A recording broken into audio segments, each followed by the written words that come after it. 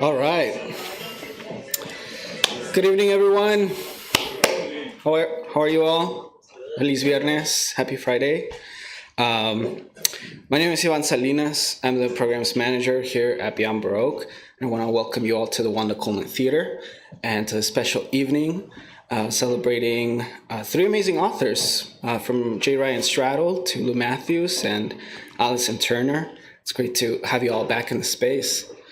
I want to acknowledge our presence on the ancestral and unceded territory of the Tonga peoples as the first peoples of this land. We acknowledge the wrong done to indigenous peoples through colonialism and genocidal practices. And as an arts organization, we are committed to uplifting their communities, stories, and cultures. Beyond Baroque is a nonprofit literary arts organization founded in 1968 by George Drury Smith. Its roots are deeply embedded here in the Venice community. It began as an experimental literary magazine and evolved into the interdisciplinary art space it is today. It is still a place run by poets and artists, as it was 56 years ago, and Beyond Baroque has lived in the original Venice City Hall building since the late 70s. But this is a building with much more history than that, dating back all the way to the beginning of the 20th century. But here now we host readings and performances more than meetings of how to run a city. And you'll find weekly workshops on poetry and fiction happening every week on Zoom. You can also sign up to our generative workshops. In July 20th, we are currently promoting the workshop that we have with Luis Resto. She's a poet from the Bronx and from Puerto Rico, but she's currently here in L.A. and she'll be leading a workshop focused on wit and humor in poetry. So for any of those that may take yourselves very seriously when you're writing your sad poems, your political poems, lighten up. And that is the whole focus of that workshop. And she's an amazing poet. We have some of her books on in the bookstore if you want to know more about it. And you can also check out our website for some of the events we have planned for the rest of June and July. We just opened an exciting new exhibition of collage artwork curated by Jody Sellen. Half of the exhibition is here downstairs, but after the reading, you're welcome to go upstairs to the Mike Kelly Gallery to see the rest of the exhibition. And we're bringing back our reading series in the staircase. Men mostly, or if you go to the gallery, you'll take the flight, and that becomes the stage for reading of occult and punk poetry. So we'll be having Jack Skelly read with us, Lily Lady, Brittany Mejibar, and Tijuana Mexican poet Omar Bárcena. And later we'll be going on a bit of a break, but we'll be coming back with a reading of Asian poets and writers in solidarity for Gaza, and an evening of Arabic poetry in translation featuring Zeina Hashembek, Sedan Halef, and Maya Salame. And we're here thanks to your support and for all of our current members, past members that have supported the mission of Beyond Baroque to keep this place open for artists and writers internationally. And you can support by becoming a member. We are offering memberships at $60 that get you some cool merch and also discounts on all of the events and workshops that I just mentioned, and many more. So yeah, thank you all. If you're already a member, thank you, but please consider becoming one as well. And lastly, a huge shout out to our staff, Eric Alberg in the booth, Jimmy Vega, Associate Director, Quentin Ring, Executive Director, Genesis Perez in the bookstore, who you'll meet before you get your book signed by any of these wonderful authors tonight. So yeah, without further ado, let's just jump into some readings, and then we'll get another highlight when our holy pizza comes into the place. Yeah. So I hope you're all hungry. 4 words and then cheese. So let's welcome our first reader of the evening. This will be a mix of prose, maybe fiction, autofiction, and some poetry in there as well. So we'll start with Lou Mathews, who has written several books and published 3 of them: Shaky Town, Just Like James, and L.A. Breakdown, all of which I read. They're amazing. Shaky Town especially, really good stuff. And L.A. Times Best Book. He has taught in UCLA Extension's acclaimed creative writing program since 1989. His stories have been published in a variety of places and many fiction anthologies as well. Mathews is also a journalist, playwright, and passionate cook, as well as a former mechanic, street racer, and restaurant critic. He's received the Pushcart Prize and a Catherine Ann Porter Prize, as well as a California Arts Commission and NEA Fiction Fellowships. And he is a recipient of the UCLA Extension Teacher of the Year and Outstanding Instructor Awards. So please welcome Lou Mathews.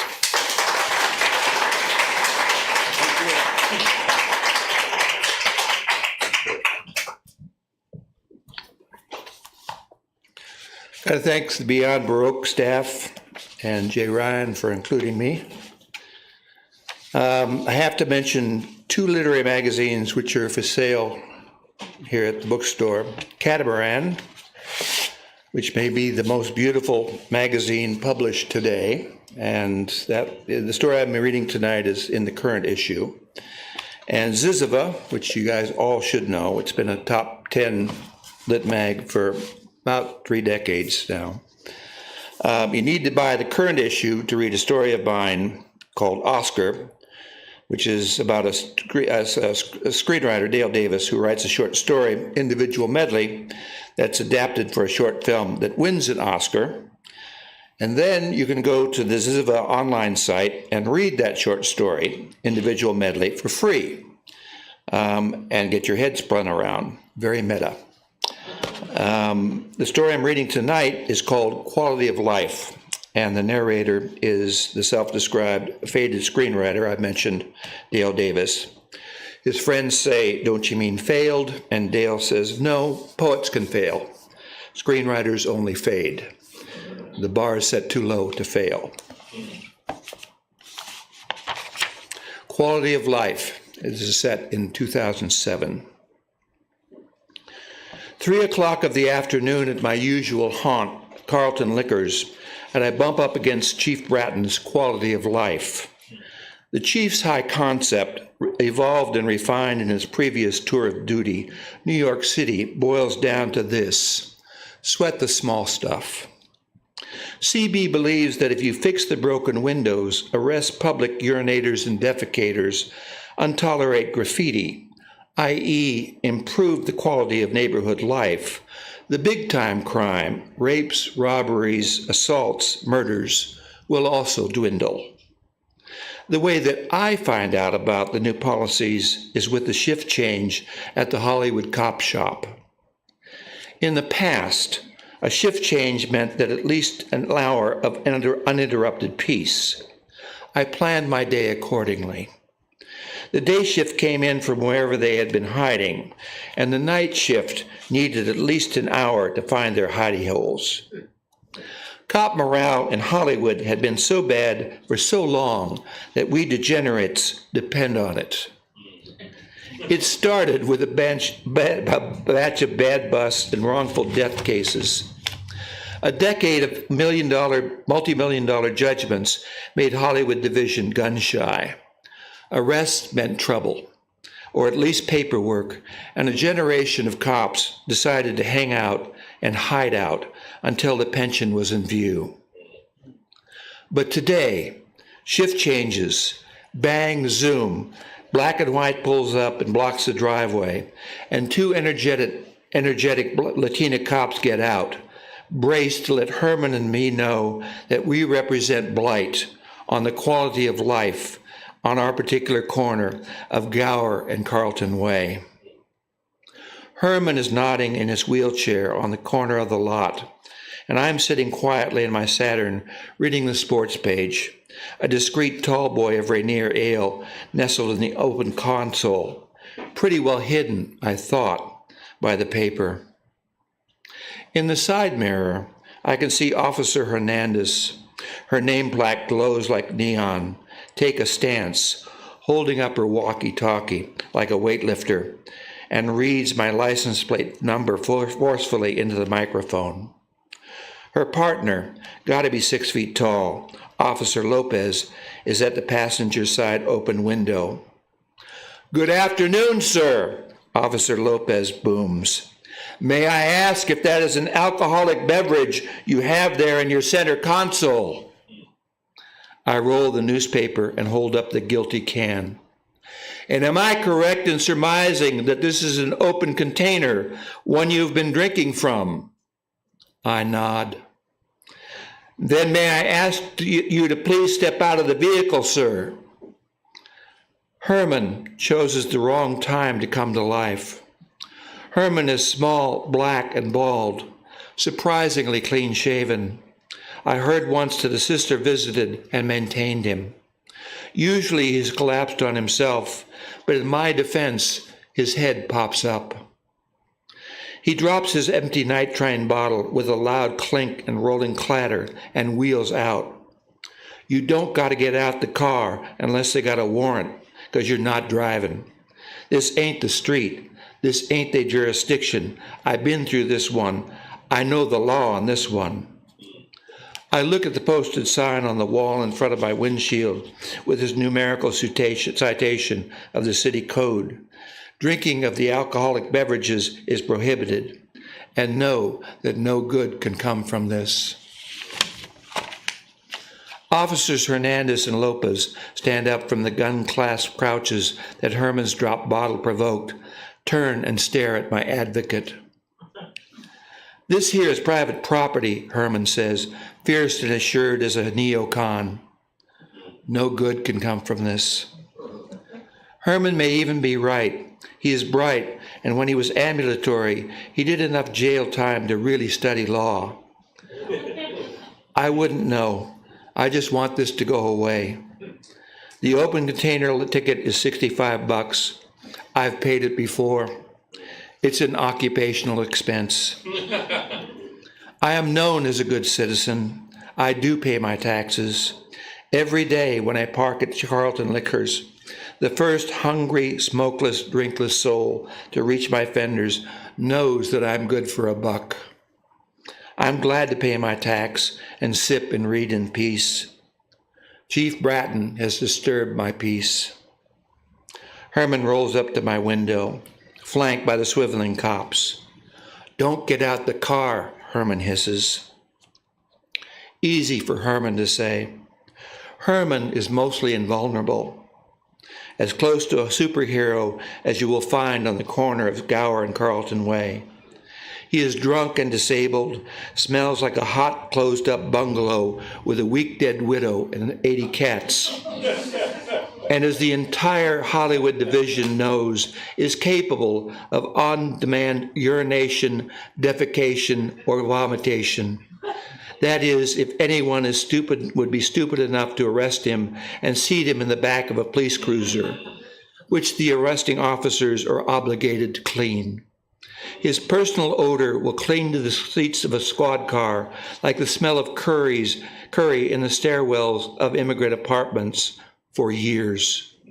If you touch him, the essential essence of Herman guarantees that even after a week of showers, baths, and saunas, nostrils will flare when you enter a room. Plus, there's the fucking wheelchair to deal with. Herman is invulnerable. Trust me on this, Davis, Herman whispers. I know the law on this one. The law! The law! An unmistakable screeching voice penetrates our lawyer-client conference. Mona, preceded by her familiar taint, patchouli and sulfur, struts onto our stage today. Today, wearing a red vinyl halter, black Raider sweatpants, and a lime tutu. At her best, trolling for clients drunk enough to focus on her low-rent implants and ignore her prominent Adam's apple and bristling jaw, Mona looks like a Sunday crow. She has a bright and cognizant eye and a need for shining objects. I should probably mention here that Mona and I have a history. She is no respecter of honest taxpayers. When Mona reels into view, she wants money. Give me $10 is her opening offer. Give me $1, bitch, is her counter offer. I will fuck you up is her default mode. Today, however, she is trying out a hideous parody of an honest and outraged citizen, nearly davening before officers Lopez and Hernandez, her hands fluttering about her head. I am so glad that the law has finally arrived. Some justice has come to Dodge City.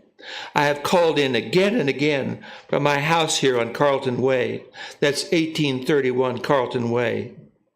A collapsed, shingled two-story that went down in the earthquake of '92, with squabbling heirs who can't decide what to do with the property. Mona has a tent pitched there. And as a taxpayer, Mona may sometimes pay state sales tax on what she hasn't shoplifted. And as a taxpayer, I have been outraged by the public drinking of intoxicants that goes on here in this parking lot. I am so glad you officers have finally answered my calls. Officers Lopez and Hernandez stare at Mona, whose fluttering hand speed has just gone from jitter to blur. Herman, meantime, has backed away from my door to better view Mona's soliloquy. He raises a finger, cocks his thumb, and points it at her. I fucking object, Herman yells. She irrelevant. Mona wheels on him. And you nasty little tiny Tim, don't know shit about the law. If you did, you'd know this drunk in this car here about to go to jail. Mona's eyes look like pinwheels on springs. I can't even imagine what she's on. She does have one customer who pays with his dead mother's weird and outdated prescriptions. Herman counters. It's you who don't know shit, you lank stick. Worst this is a ticket. Open container. And if he listens to me and stay in the car, he won't even get that.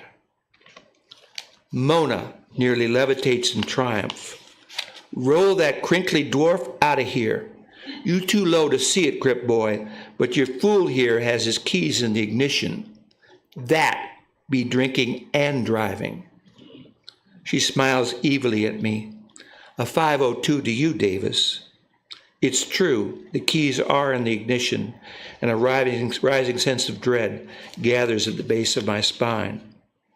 The car not running, Herman says. Mona cocks a hand behind her ear. What I hear? In the silence, the low murmur of Jim Rome arises from my speakers. He got the radio on, Herman says. So what? That mean the key engage, it not off. That's the law. Herman actually looks upset, like Mona may know something. Officers Hernandez and Lopez, who have followed this arcane legal exchange in silence, seem to be deciding what to do next. Then Mona helps them decide. Mona flutters her eyelashes at them, clasps her hands to her bosom, preening, and says, I believe Mona is right. I believe that is the law. Please tell me, officers, dears, is that the law? Officer Lopez raises a palm, asking for silence. Mona quiets, but continues to bat eyelashes, and Officer Lopez, looking directly into Mona's spinning eyes, says, May I see some identification, sir? Mona sucks in a breath, and her eyes stop spinning momentarily. What did you say? I need to see some identification, sir. Mona cocks a hip and throws out her modest bosom. It's the only tasteful thing about Mona, really. She didn't go for the obvious gazongas. They are proportional. They may even be hormonal rather than implants. She throws out her modest bosom and says, You must apologize. And then her red eyes start their slow roll. Then a spiral, and then Mona screams, Apologize, bitch, or I will fuck you up. And then drops into a would-be karate stance. Officers Lopez and Hernandez don't waste any motion. Hernandez drops Mona with one little beady arm. Lopez rolls her on the pavement and ties the plastic cuffs while Hernandez begins the litany. You have the right to remain silent. You have the right to an attorney. Not even reading from the little card that most cops bring for the occasion. From memory, the new breed of professional, and in half a minute, Mona, trussed, kicking and screaming, is stashed flat in the back of the cruiser, and Officer Hernandez has taken the wheel. Officer Lopez reaches a long arm through the passenger side window, plucks my Rainier tallboy from the center console with a thumb and forefinger, and then pours it out on the pavement while addressing me. I hope, Officer Lopez says, you have the good sense to be gone from here by the time we resume our shift. I nod solemnly. Yes, officer. And in the future, you need to do your drinking at home, because this will be our first stop every shift. She crumples the can with one squeeze and tosses it into one of the cardboard boxes the Carlton liquor proprietor set out for empties. A new day in Dodge. Her Sam Brown belt and holster creak leatherily as she adjusts them on her hip and then strides away.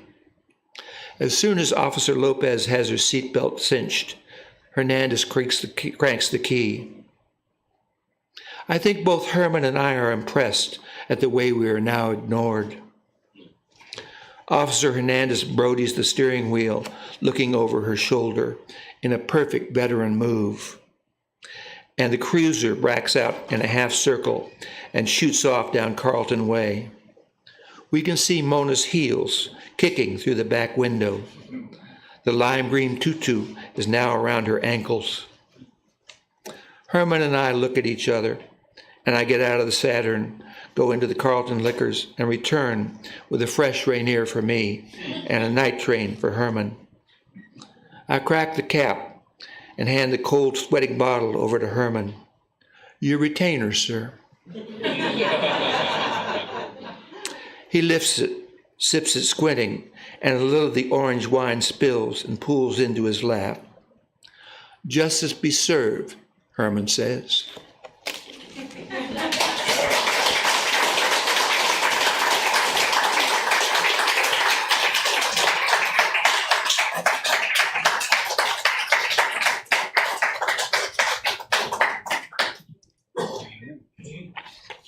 Thank you so much, Lou. I was rooting for Mona in the story. It's A-cap all the way. Alison Turner's debut collection, The Second Split Between, was selected by Dorianne Lou to be the winner of the 2021 Catamaran Poetry Prize for West Coast Poets. And Dorianne Lou is actually reading with us tomorrow evening, so feel free to come back. Her poems have appeared in various journals, including the American Poetry Journal, Mid-American Review, Hudson Review, and the Poetry East. She lives in Hollywood with her husband, writer Lou Mathews. Please welcome Alison Turner.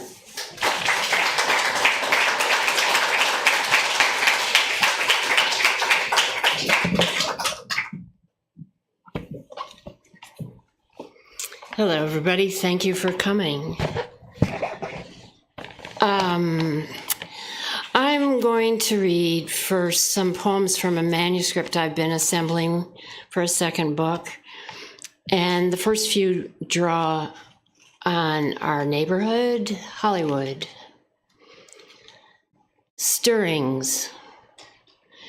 Those in our neighborhood without fixed abode are solitary men. The one sleeping last night behind my car brought his own pillow. It is quieter here and darker. If the mountain lion who often visits from the park had come, would the man have been afraid? Or would he have thought he was dreaming, as he often must do, to make the world a place that can still surprise him? This morning, the neighbors gather on Facebook. What's going on, they ask each other, as we ask each other and have done for years. Is it now we should be afraid? Is it now we should lock the door? Turning over in sleep, naming what can't be but is. Whose dream is that? This poem is called From the Latin Meaning Familiar. Dusk, drowsy and gray with mist, settles over Hollywood Boulevard. A man carefully lays dry newspaper on the wet pavement and curls within its pages to sleep. The pungent smell of rain's afterlife and whatever it promised unfolds over everything. Water in the gutter runs for the sewer and beyond to the rising sea. In the newspaper are pictures of where I used to live, cars up to their chests in water, like bulls standing in drowned rice fields. Some foreign country that can't be here, but is. Is no one looking for him? The man, I mean, the one I just passed. And why tell us the ocean's surface is warm to the touch, as if it could mean something, maybe something intimate?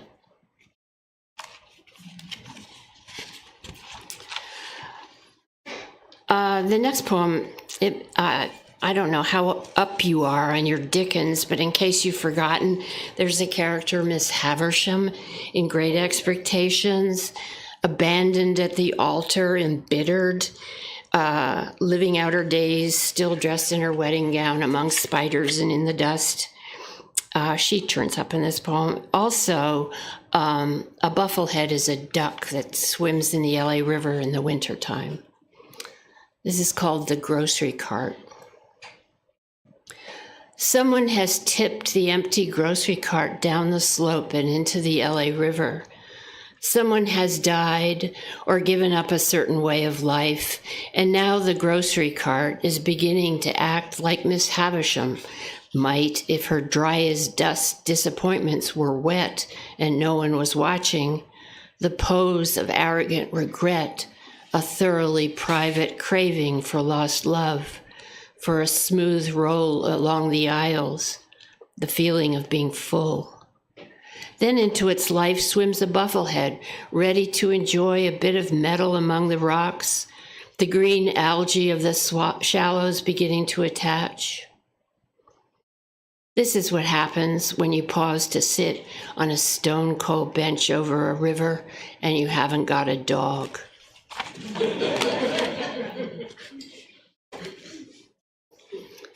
The god of rats. Tree rats crouch under the hood of my car in the heat and oily smell the engine gives up after dark. They spit out the husks of palm nuts scavenged from the yard next door. After that, they will sharpen their incisors on my compressor hose and take a nap. I am thinking up ways to kill them. I handle the traps with tongs and outsized gloves, employing the vocabulary of destruction like a god who must distance himself to work. I will save my car. To the north, fire clouds spark on their columns of smoke. Rain evaporates before it hits the ground. Rats worship their own god. He gives them soft skulls that flatten through cracks, the cunning to hunker down in enemy exhaust.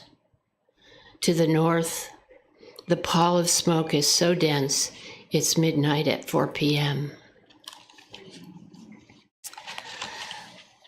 These are a couple of poems drawing on the many trips to Mexico Lou and I have taken. And the title of the first one is stolen from the brilliant Sarah McClay's Nightfall Marginalia. The title is Of the Green Parrots, I Am Certain. This village supplies the capital with flowers. They say nothing has changed, even though the scenario has grown complicated with crossfire and roadblocks, a grandmother abducted from the house she was thinking to buy. Even the low-ceilinged lobby of our hotel is complicated. Giant ferns suspended from copper hooks, as if to entangle our hair. Green parrots watching from the top of a TV set. Nothing is done that cannot be undone, you keep reminding me. I have yet to learn the currency. Outside on the service road, dogs roused by nightfall circle and sniff the dust. At the internet cafe, I pull up my emails. Everyone is asking, what are you doing? As if to answer would be the whole point of being here. This next poem, kind of hybrid prose poem, is a sequence, bits and pieces strung together with silence between the sections. There's an epigram from Elizabeth Hardwick. When you travel, your first discovery is that you do not exist. It's called Checkpoints. Stop here, you said, so we did. Here, where a woman who talks to a man, not her husband, must cover her mouth. Where the holy dolls have mirrors sewn over their hearts. If you see your reflection, your prayers will be answered. Their God, not your God, though hidden in the same way. The unconvincing eyes of a doll, a mirror. You hand yourself over, he hands you back. The U.S. State Department has issued new travel advisories with levels of warning. Don't go to Zacatecas, 4. Reconsider going to Baja, 3. Exercise increased caution in Chiapas, 2. The only place with normal precautions is Merida, 1. We are not in Merida. Each village we enter has its own soldiers at the border, its own dogs nosing the dust and gnawing an itch. We are the objects of profound yet unpredictable indifference. Would it be better to pretend we don't speak their language? The soldiers wave us through, but we can't help wondering. In a small room behind the altar, the man god blackened in fire hung on a twisted tree, Women in a semicircle chanting, their faces watchful, their prayer song rising on a single keening note.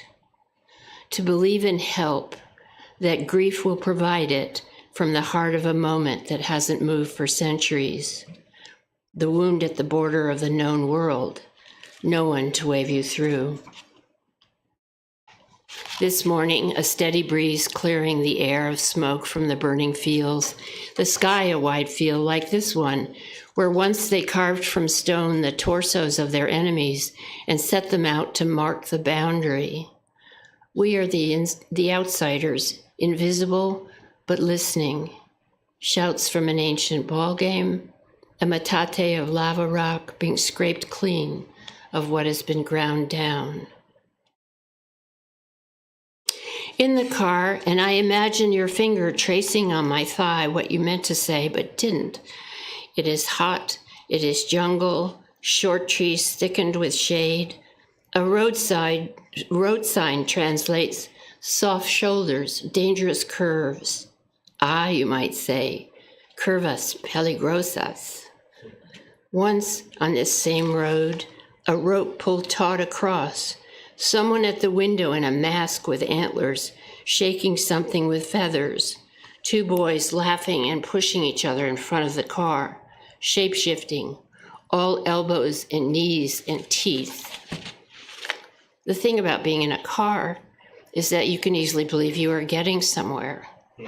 Keep driving, you said, and I did, slowly pressing forward to leave them alone, to not ask them anything when they were having fun this way. It is green and keeps being green. What shall we remember or pretend to remember? What do we do with our hands?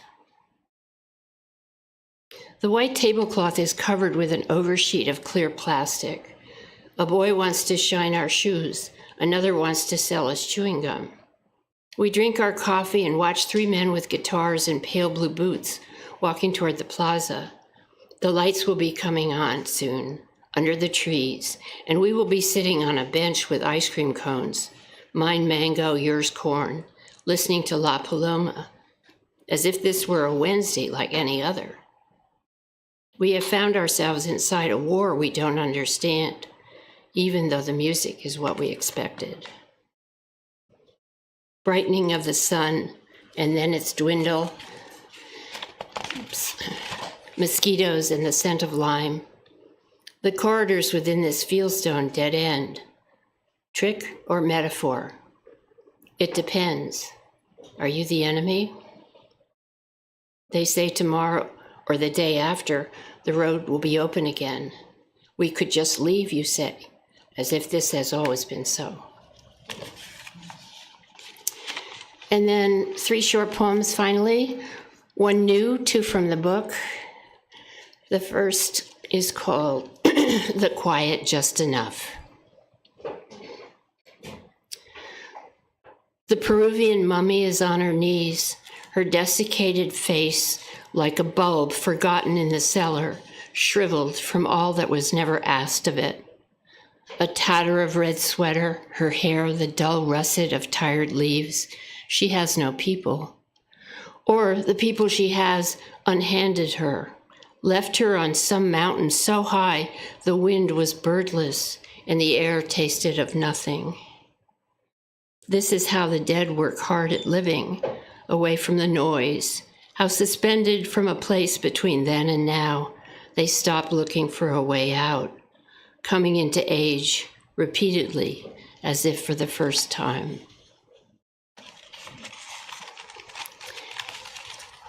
I just realized when I was looking through these poems that poem, the Peruvian mummy poem, is probably going to be the end of my second book. And the start of my first book was also about a natural mummy, the Iceman. So I don't know, some sort of circle closing. This is called Homo sapiens. They know now that it was not an avalanche. He died of his wounds after realizing he was dying, after then neatly stacking his tools and other possessions against the rock face and placing himself nearby. First, he had helped a companion away from the fighting, It was a companion's blood on his jacket, not his own, and a companion must have pulled the arrow from his shoulder blade. His own arrows were very light, almost delicate. From that, they know he preferred to hunt above the tree line, and he respected his tools, as though they were not the work of his own hands, as though they were a gift. He had been trying to fashion a makeshift arrow out of two that had broken. Then he realized he was dying and stacked his tools and the broken arrows against the rock face. They do not know if there was a lull in the fighting or what happened to his companion. The ice continues to retreat. 5,000 years have passed. And finally, no one said it would be easy. Horses standing blindfolded in the surf, dogs sprinting into traffic. At the bottom of a dry swimming pool, a man wrapped in a wet sheet, an operator's voice saying, "Don't hang up." TV, autumn, fire, the smell of air burned through, the peculiar hush ash shares with snow. Cedar, Witch Creek, marble cone, sand, the one seed pried open by heat, the 1 hour or day of pure consequence. What would you save to prove you had a life?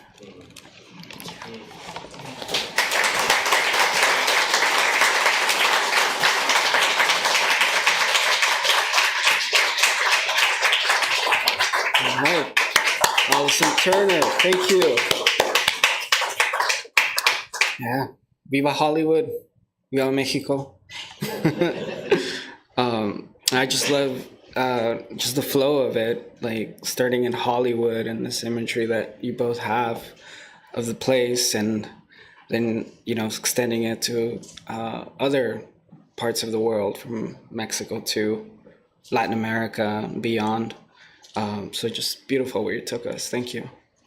All right, for our last reader of the night, it's J. Ryan Stradal. Jay is the author of New York Times bestseller Kitchens of the Great Midwest, which won the American Booksellers Association Indies Choice Award for Adult Debut Book of the Year, and the Midwest Booksellers Choice Award for the year's top novel. His second novel, the national bestseller The Lager Queen of Minnesota, won the Willa Literary Award and was a finalist for the Heartland Booksellers Award. His third and newest novel is Saturday Night at the Lakeside Supper Club, also a Heartland Award finalist and a national bestseller the first week of its release. His shorter writing has appeared in a variety of places, including the New York Times and The Guardian. Born and raised in Minnesota, he now lives with his family in California. Round of applause for J. Ryan Stradal.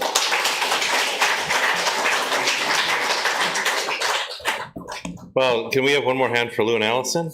Yeah.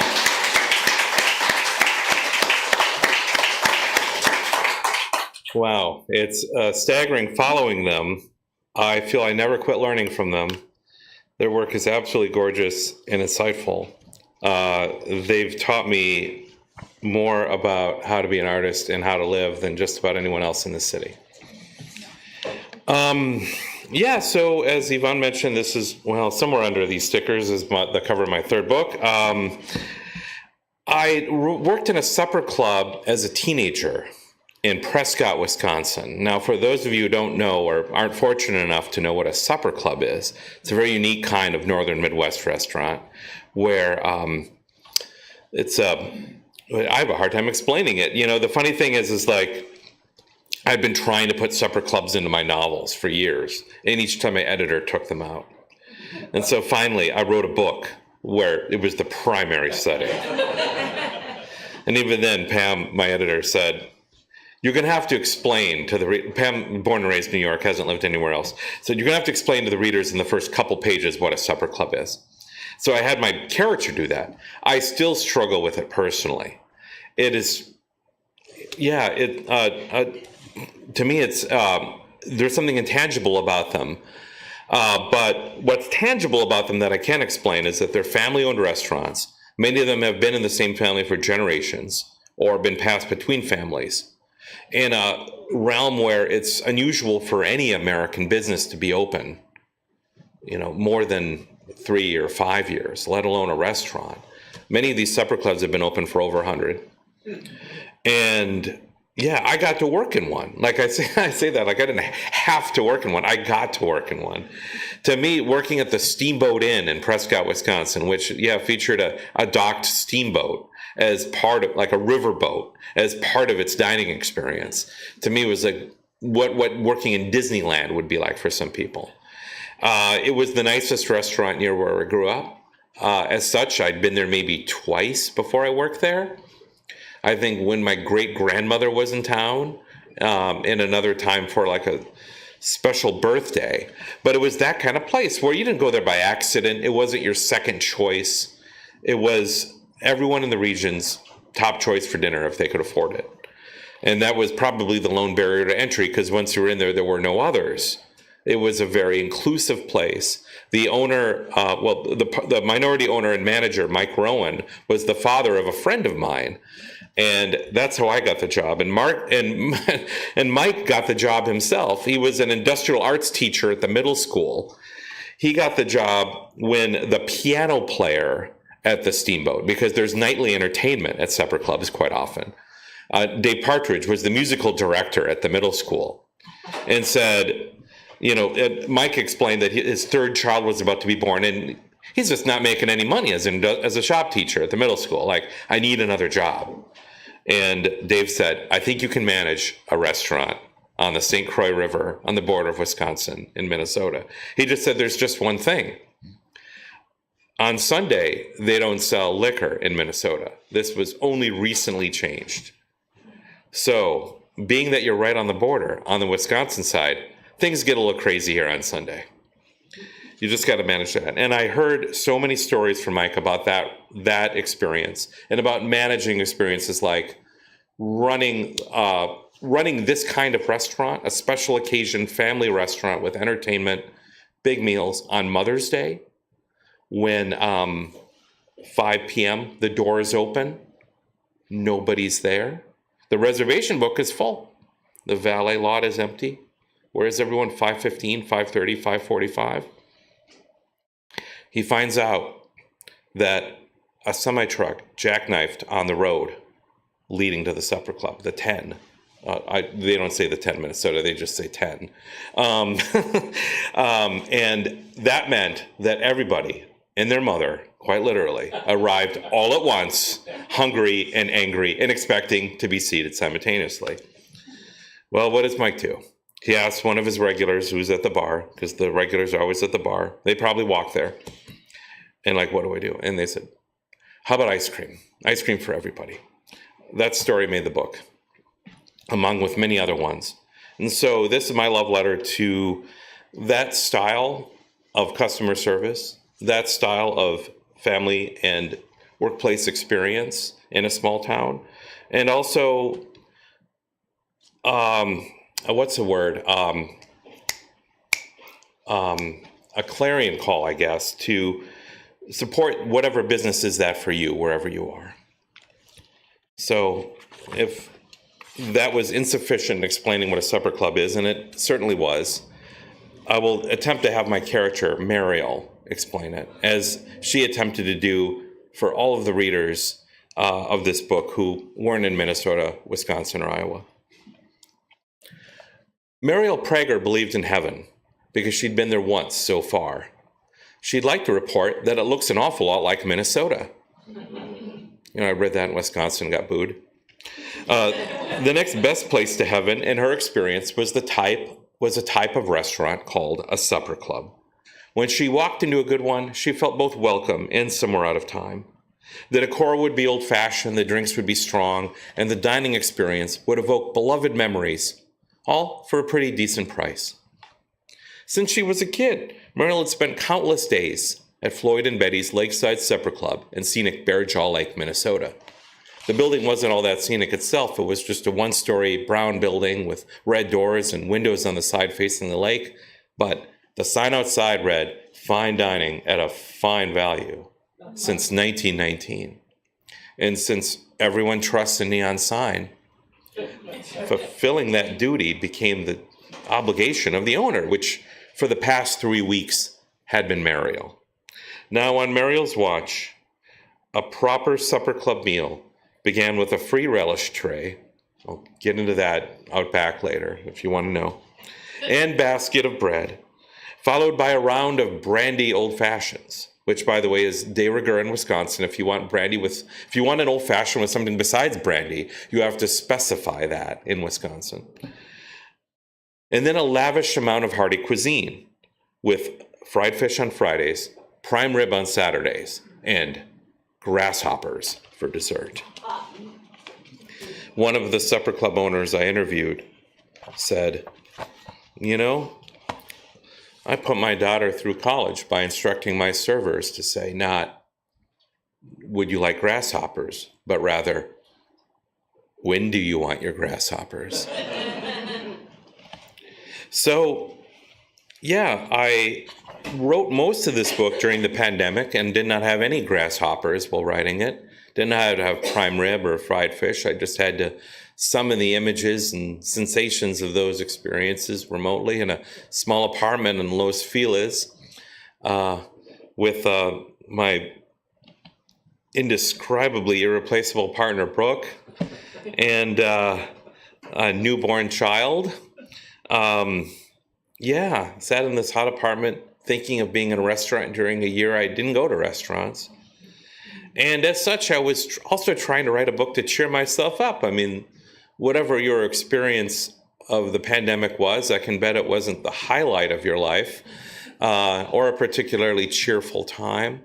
So I wanted to write something that would make me happier than I was. And one of the ways I thought I would do that was to write about a character that entertained the crap out of me. And I came up with this character, Florence. In my second book, The Lager Queen of Minnesota, there's a character named Edith Magnuson. And Edith typifies all the good parts of my mom and my grandmothers, mostly. Florence kind of typifies the other side of them.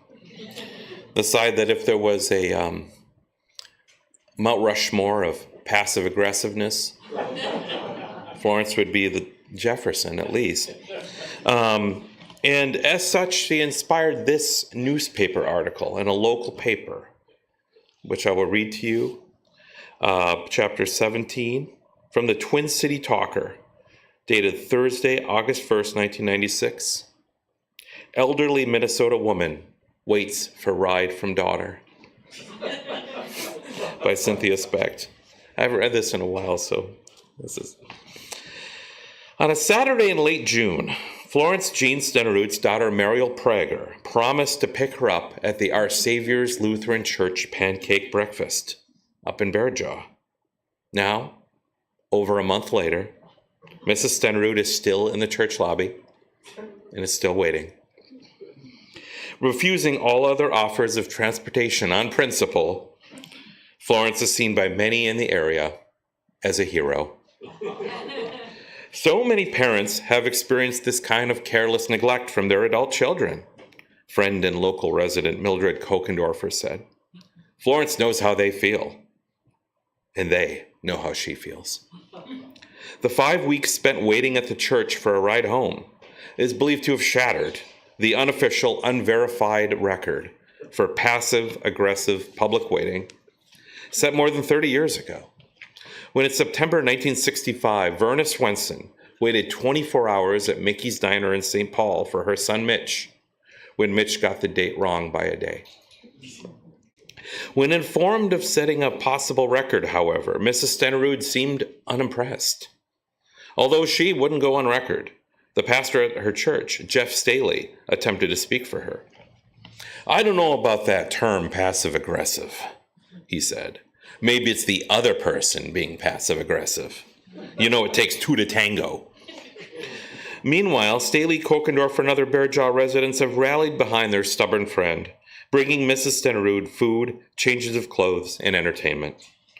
Several Scrabble Yahtzee, and cribbage tournaments have been held, and a meat raffle featuring a visit from former Minnesota Vikings head coach Jerry Burns attracted a standing room only crowd last Thursday. Mrs. Stenerud has received hundreds of letters from other seniors offering support, prayers, and shared grievances. She seems nonchalant about the attention. Jerry Burns said, "I told her to take it one day at a time. Just sit down there in the lobby and give it 110% every day." Mrs. Stenerud and Mrs. Prager each declined several requests for comment. So yeah, that was going to be kind of the central premise of this book once upon a time. My first two books took place over 30 years and 50 years, and I try to challenge myself every time I write a new book, and this time my challenge was I was going to write a book that took place in a summer. Yeah, well, I wanted to get into the mind of someone who would do that, what Florence did, who would sit in the lobby of a church for 3 months, waiting for one particular person to get her. And I thought, well, I guess I better start with her childhood. Oh, that was in the 30s. This book takes place over 90 years, which might be one of the many reasons it hasn't been optioned. Yeah, but I feel like it still tells the story of this person who was bent in the shape she was by her times and her will and her, quite often, her reaction to the circumstances which she created and which were forced upon her.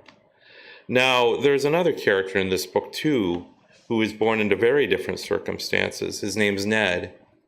Well, Florence is born in the Depression to a very poor single mother and skips the rent and hops all through Minnesota looking for work and shelter. Ned never has to worry about a thing in his life. Ned is the eldest child and only son of another restaurant family that run the chain Jorby's. Probably the closest analogy out here would be something like Denny's or Norm's. In Minnesota, we have Embers and Perkins. But that kind of thing, that maybe once upon a time when it started, it was legit and you could get a good pie and coffee and there was some quality, and now it's just sort of been corporatized and it just churns out stuff that arrived in a truck in a plastic bag and has been reheated by indifferent staff at increasingly smaller quantities and higher prices. Yeah, well, I didn't want Ned to just fall prey to my obvious feelings about that. So I decided to give him an enthusiasm that I share, that I'd never written about before, and that was baseball. So sitting down writing this book, I was overjoyed to write about baseball for the first time. And this is the first baseball scene I ever wrote, and it's Ned, and he's about to do something extremely important, and I'll let him do the talking from here on. Ned saw Mariel 7 more times between early July and late September, and while each hour with her felt more wonderful than the last, none of them would be spent at a baseball game. Sadly, work and baseball schedules didn't permit this long-distance couple to visit Ned's favorite place on earth until it was almost too late in the season. While golfing one Saturday morning, Ned's Uncle Nathan mentioned that the final Wednesday of September would be the last Twins game ever at the Met. As soon as Ned could, he bought the best 2 seats available. He planned for that afternoon to be a memorable one either way, despite the rain in the forecast. Ned and Mariel arrived at the stadium early, so he had time to relax amid the best artificial environment ever invented and take in the aura. He knew people who felt that way about places like the theater or church, but to him, those settings were compromised by time and certainty. A play was never going to remove its most prominent actor halfway through Act 1 due to perceived ineffectiveness. A preacher would never crush the hopes of his flock and send them home disappointed a couple Sundays a month. That's why Ned loved baseball. It might break your heart, but you believed in it anyway. and a life of certainty, he cherished this elective relationship with peril. "What time does the game start?" Mariel asked him. "In an hour and 20 minutes, Ned told her, and leaned back in the best uncomfortable chair in the state. "Better question then. When is it over?" Ned looked at Mariel. "Maybe never. Once it begins, there's no promise a baseball game will ever end." "Oh," Mariel looked down at the field. "What side are we on?" Wow, she really didn't know baseball. "Well, that's third base right there." "Oh," she said. "What happens there?" "Well, if a batter ends up there, it means he's about to score." "Is that what the third baseman does?" No. The third baseman plays defense," he said. "If you want, I can explain the game as it goes on, but if you'd like me to shut up so you can figure out yourself, just let me know." "Thanks," she said. "I'm kidding, by the way. I just wanted to see how you'd react." "Oh," Ned laughed. "Well, how'd I do?" "You did well. I thought you were going to be way more scandalized when I asked what happened on third base." "Well, everyone has a first baseball game sometime," Ned said. "Oh," Mariel said. "By the way, keep your eyes open when a right-handed hitter is up. This section is good foul territory for pull hitters." Ned smiled at her. "How is this your first Twins game?" "Well, I used to watch them with my dad, and I played softball in high school and on the college team at UMD." "Whoa, you played college softball? That's awesome," he said, genuinely impressed. "Well, I actually wasn't planning on it, but my dad was sick by then, and I thought it would cheer him up to come up and watch me. He loved watching my high school games." Ned was afraid to ask. "Did he make it to one of your college games?" "Not when he was alive," she said. Now, Ned had planned every step of what he was going to do next, but it seemed so much more difficult, and not just because baseball was so personal and emotional for Mariel. For the first time in memory, he was attending a game with someone who was even more obsessed with baseball than he was. She was so deeply attentive, he wasn't even sure when he was going to make his big move. She'd been right. Their section had been peppered with foul balls. They'd nearly got their hands on one hit by Mickey Hatcher. Whenever a batter was up, especially a right-hander, she wouldn't even glance at him. Halfway through the game, Ned's heart began to beat like a trapped squirrel. He and Mariel had been seeing each other for long distance now for almost 3 months, and it was more than enough time for Ned to know what he needed to do. Hell, he could have done it after that first night. He was glad he waited, so it could be a momentous occasion, but he needed a box of popcorn for this plan. "Okay, I'm going to go get a snack," he informed her, standing up. Nothing too encouraging was happening on the field. It was the bottom of the 6th inning, the Twins were losing 5-2, and a rookie hitting in the 8th spot, Tim Laudner, a catcher, was up. "Sit down, go between batters," Mariel said. "It's rude to block people's view during an at-bat." "Oh, yeah," he replied, sitting down again. He knew that, yeah, but he'd lost his ability to think clearly hours ago. One pitch later, Laudner fouled out. "Back in a bit," Ned said, as casually as he could muster. "One popcorn," he told the kid at the register. He heard cheering coming from behind him and glanced back towards the section. "Did the Twins score?" "Probably not," the vendor said. Ned handed the kid a small box from Gerber Jewelers in St. Paul, where his father and grandfather had each bought their rings, and he felt nervous for a moment to be trusting an $8,000 engagement ring to a strange teenager. "Can you put this at the bottom of the popcorn?" The kid held an empty popcorn box in one hand, the ring box in the other, and winced. "You want this covered in popcorn?" They'd now attracted the attention of the other employees. "I see what you're doing," a young woman with a visor said to Ned. "Is that an engagement ring?" This was getting out of hand. Ned glanced around. Now the people behind him in line were smiling at him. He looked back at the young woman and nodded. "Can I see it?" the young woman asked, already opening the box. "I guess," Ned said, seeing it was too late to stop her. "Holy crap!" the young woman said. "Is this real?" Yeah, Ned said. Now everyone behind the counter wanted to see it. They talked over themselves about how many carats the diamond must have been and how much it must have cost. If I had a ring like this, I'd sell it and buy a Corvette, the visor woman said. No way, a shorter, older coworker of hers said. I'd buy a boat. You can live on a boat. You can't live on a Corvette. The kid who first handled the ring now stepped in. Come on, we gotta put some popcorn on it, he declared and took the box. The young woman with the visor watched it disappear beneath kernels and then looked at Ned. You must love that woman. Ned, the kid handed over the box of popcorn with a weird frown. You realize you're getting slightly less popcorn because of the space the ring box takes up, right? Ned nodded. Yeah, I think I can live with that. Well, I'll try to put some more on top to make up for it, the kid said, piling on another scoop of popcorn. Just want you to get your money's worth. Okay. All right, I'll stop there.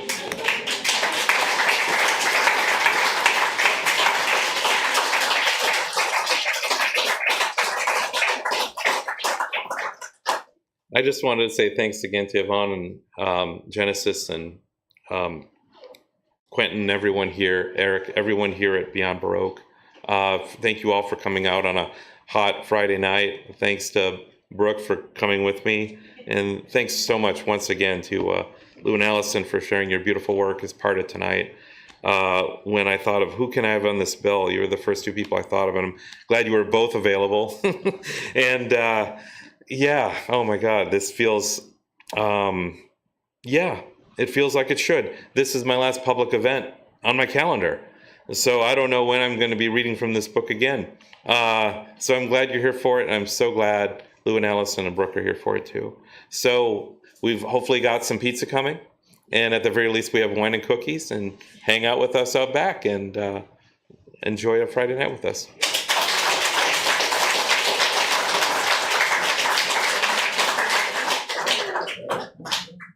Thank you. This feels like hotel. Feels like hotel.